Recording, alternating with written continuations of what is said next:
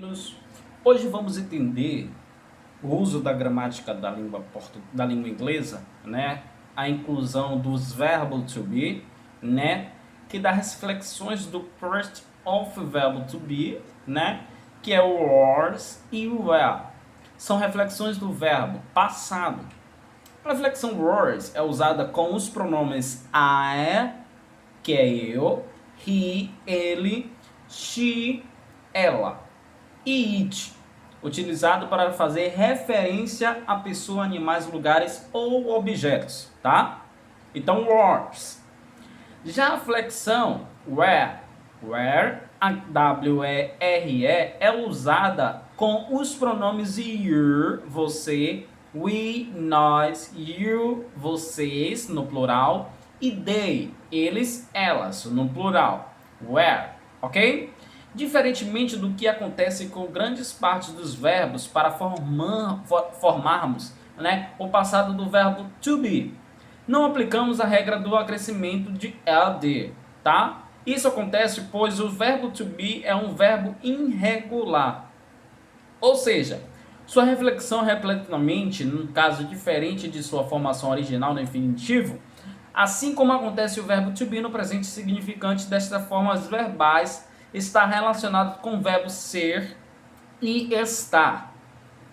O que dirás, o que a gente pode entender desse contexto? Exemplo, Eliana raised my, a complementação vem dentist, né? Eliana é minha dentista, é raised. Verbo to be no presente significa ser, tá? Então, a complementação do verbo to be. Eliana was my dentist. Eliana era minha dentista. Verbo to be no passado. Então, no caso, ela era dentista de Eliana.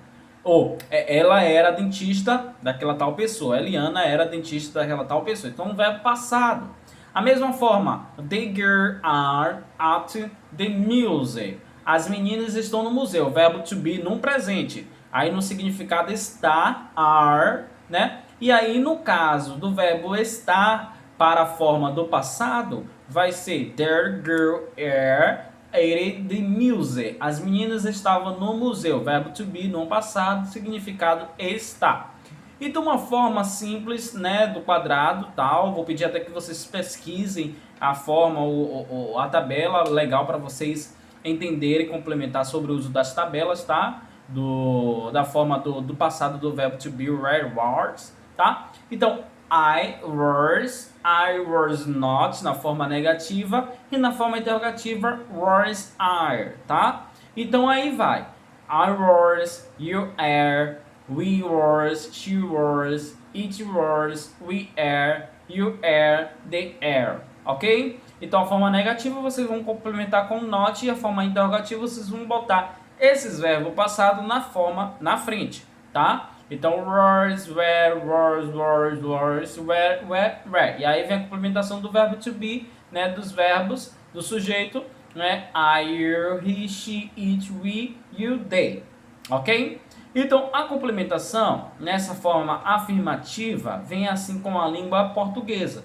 A estrutura da frase afirmativa do sujeito, que aí vem o sujeito mais o verbo. O sujeito é they are at school. They, né? O sujeito. Eles estão na escola. They, para ficar no passado, fica they were at school.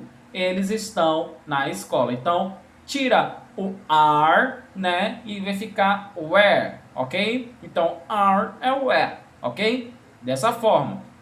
E outra para a gente entender também é esse daqui. I am late. Eu estou atrasado. I was late. Eu estava atrasado. Para ficar no passado, devemos tirar I am, né? Colocar o was, ok? Para ficar na complementação. E aí, sucessivamente, outras questões da palavra.